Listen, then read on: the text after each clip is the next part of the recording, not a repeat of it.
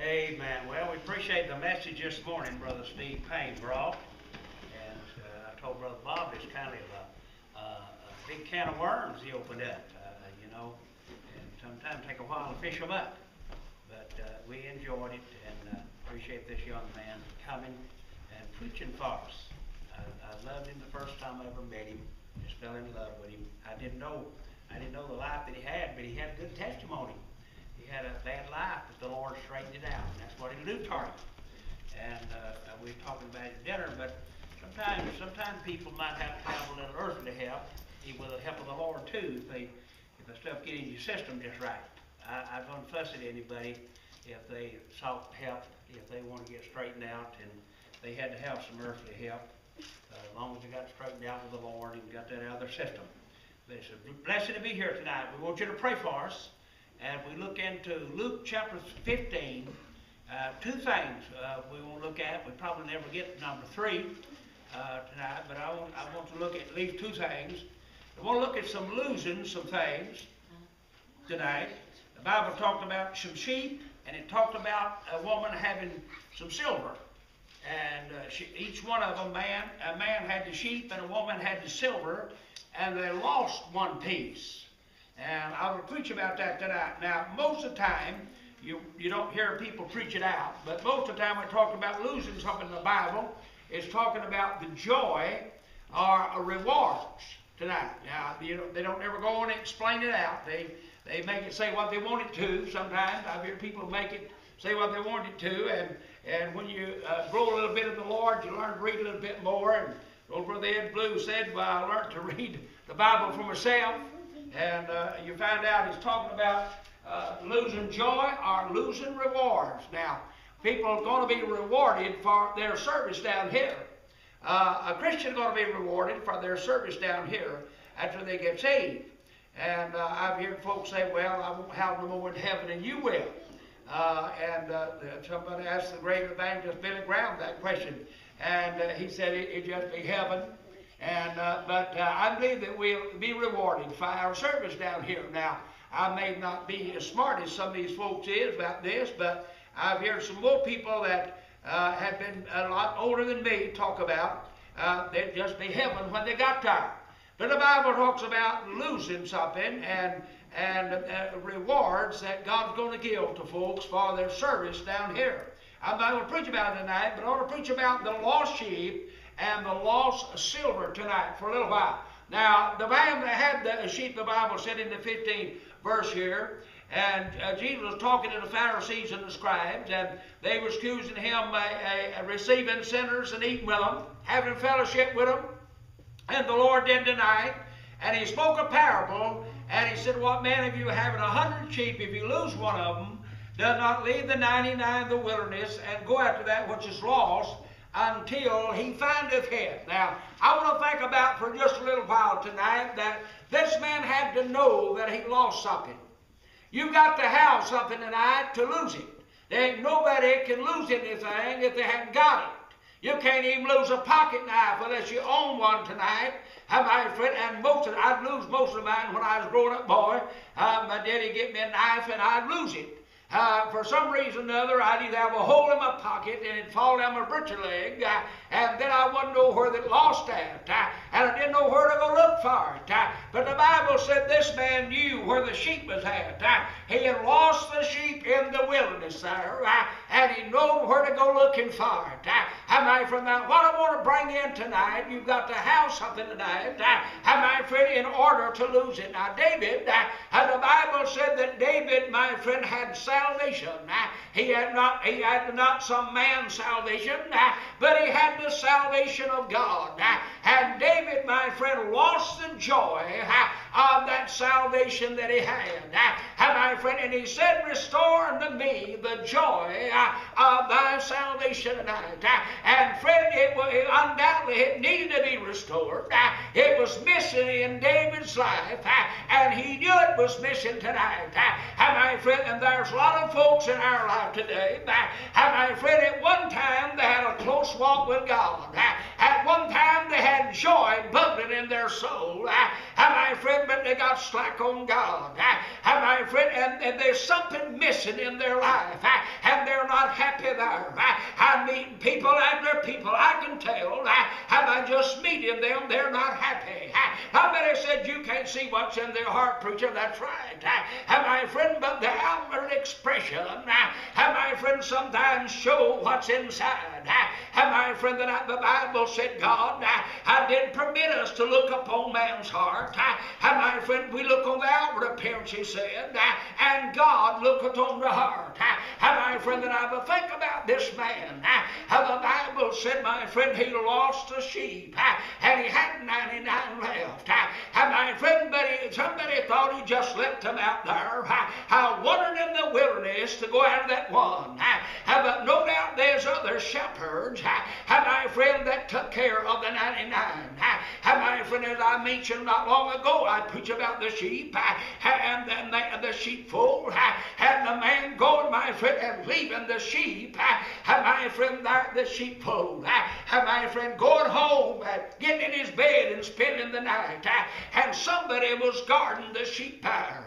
My friend, they didn't have a gate or a door, but the man that was guarding would be the gate, and he'd protect them sheep from the wild animals. My friend, but I want to think about how the Bible said here that he lost a sheep. He knew that he lost that sheep. My friend, tonight you can't have anything and lose it tonight without knowing it. My friend, there's just something missing in your life. My friend, tonight this would apply to multitudes of people across America tonight. My friend, when we think about it, my friend, that one time that a close life with God, but they for some reason or another, and they let things slip in, my friend, and hinder them from enjoying the joy of salvation, enjoying the fellowship with God. My friend, that I saw the Bible said that he went and searched until he found it. And the Bible said he had found it. My friend, the sheep we're talking about, that's what the hit was tonight. And when he found it, he put it on his shoulders, rejoicing that he found the sheep, my friend, that was lost.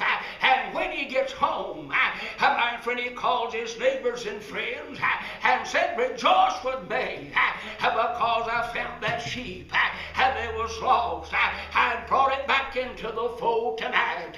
My friend, as I said, you can't find it. My friend, you can't lose it. You ain't got it. And if you got it, you know when you lose it tonight. I mean, if folks would be honest with God tonight, my friend, they know where they used to have a closer life with God than what they have tonight. My friend, so we find here that this man, my friend, he found it. My friend, that you know when people found it tonight, when they found that joy, and the Bible said David, my friend, began to dance, and he said, oh God, he said, my heart is fixed, oh God. And my friend, he wanted the world to know. And now God knew that his heart was fixed. God knew that he had found the joy of salvation, my friend, but David wanted to tell him. And he said, oh God, he said, my heart is fixed tonight. You know how when people have something and they lose it, and it's restored unto them, they want to tell folks about it.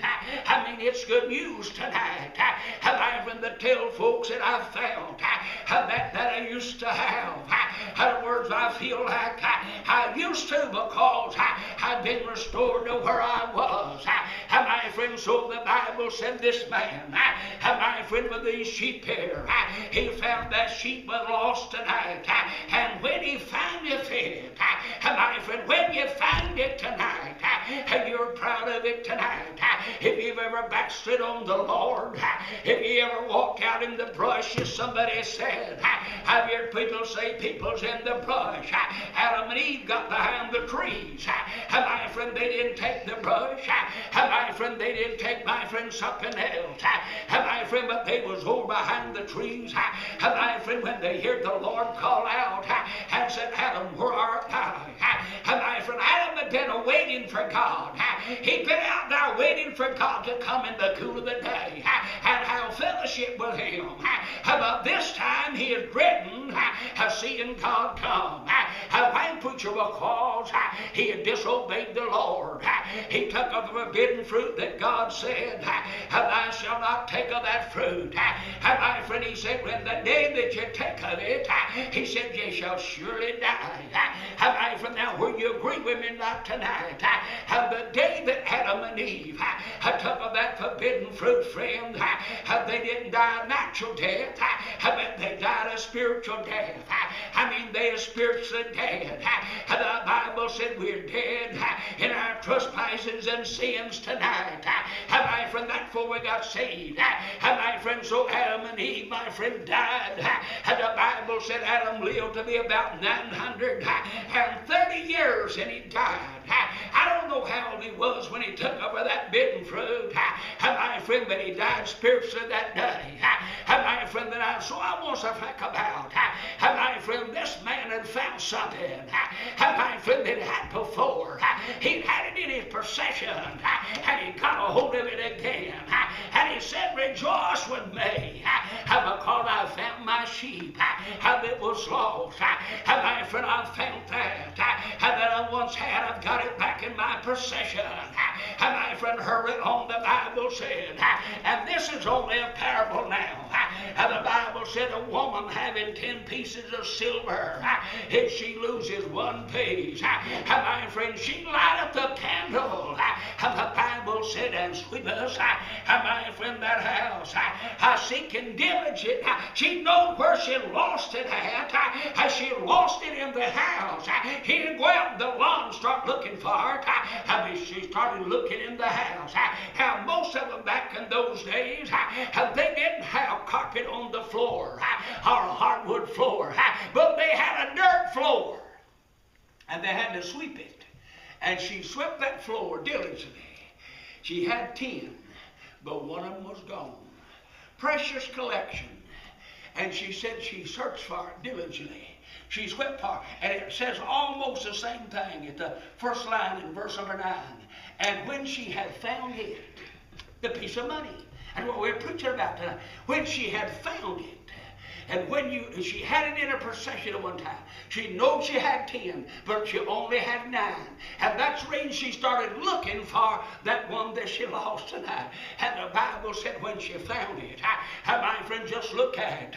He calls her friends and her neighbors together and said, rejoice with me. Oh, tonight, rejoice with me. My friend, for I found the peace which I had lost. My friend, she found it where she lost it at. My friend, did you know where a lot of folks, my friend, they lose things, they lose it at the house of God. My friend, but they'll go everywhere looking for it.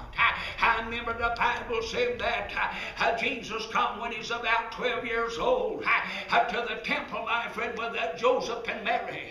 And the Bible said they started back toward Nazareth. And the Bible said my friend, went out there and they discovered that Jesus wasn't with them. They just supposed he's among the kinfolks or the neighbors that had come. They traveled in bunches in that time, but they found that Jesus wasn't there.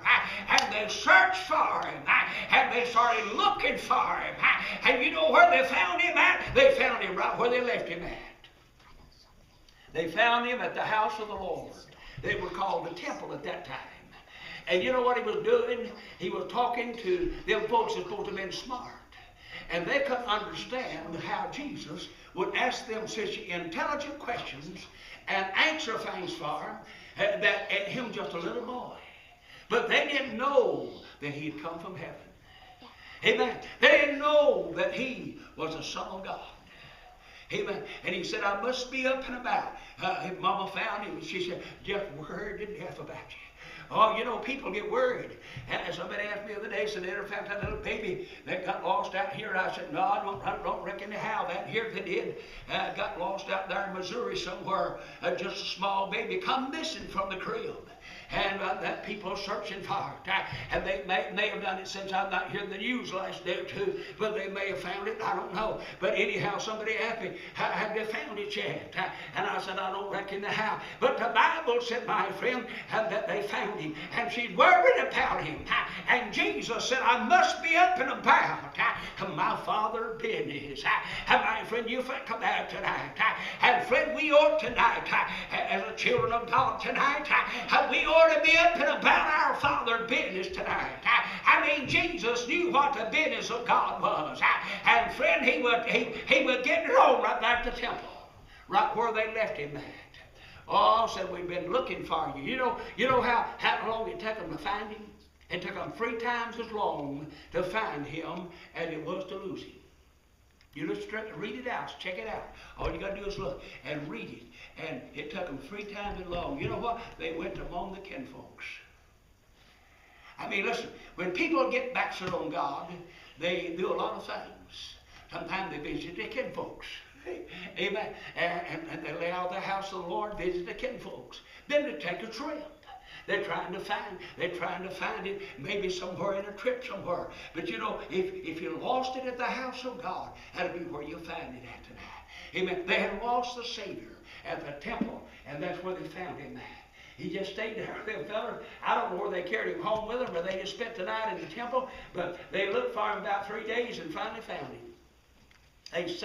They finally decided they looked everywhere else they could think of, and they'd go back there and look at the temple where they saw him, and there he was, talking with them priests and them people that's supposed to have been so smart.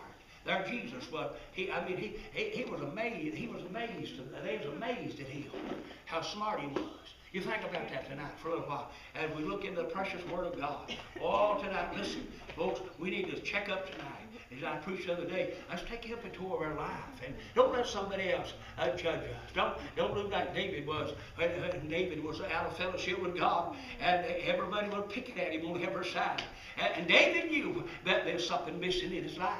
That's the reason he prayed and cried and talked to God and wondered why the Lord was so far away from him. He wondered why God was so far away from him. You know, sometimes we think the Lord's a long ways away from us, and sometimes he's right with us.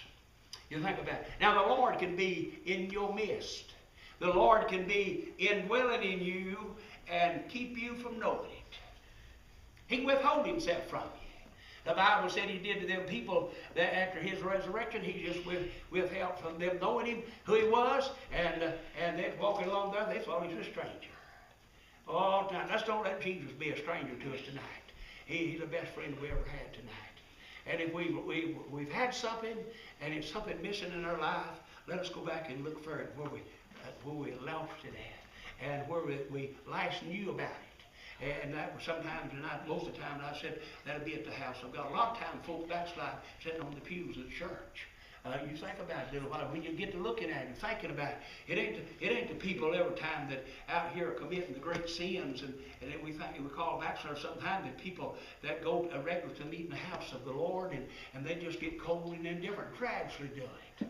Just gradually drift away from God and don't enjoy the joy of God like they once used to in their life.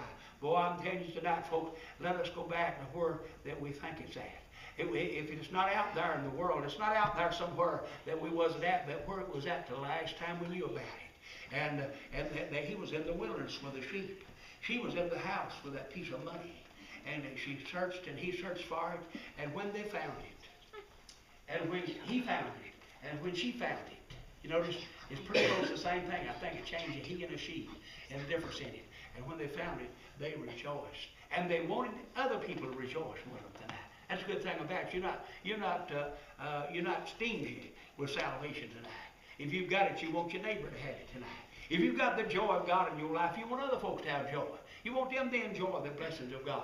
And so let's start looking for it tonight. If it's missing in our life tonight, let's search diligently till we find it tonight. Oh, thank God. And when they had found it, they rejoiced.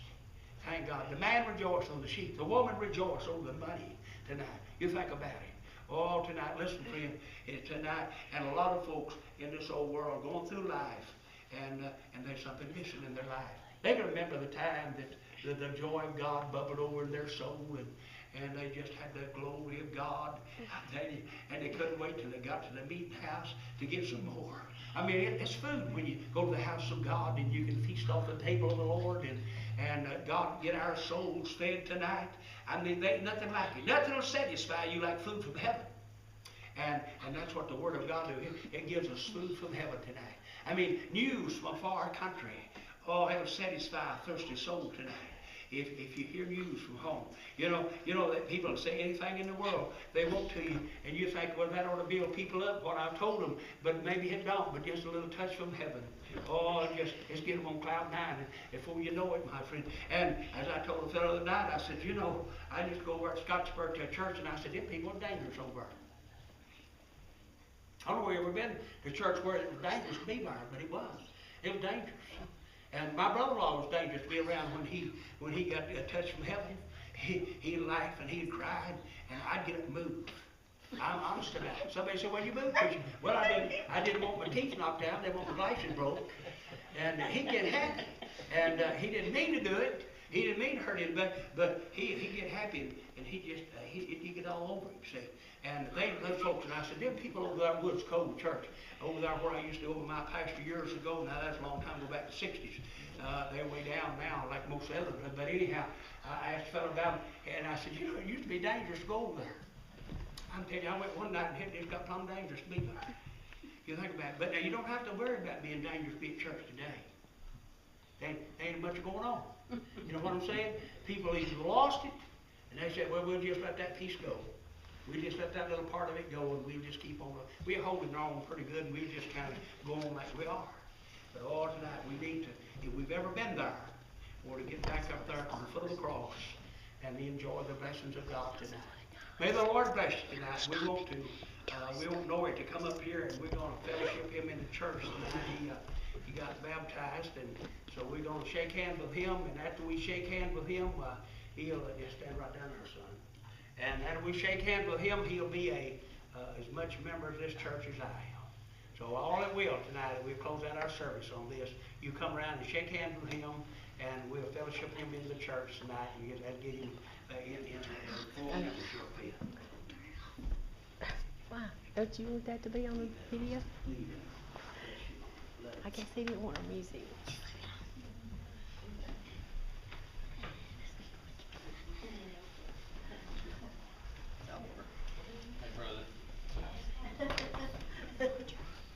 Are you my brother? No. You are my brother in Christ.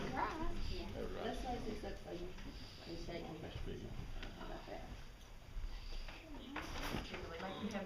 That's why I said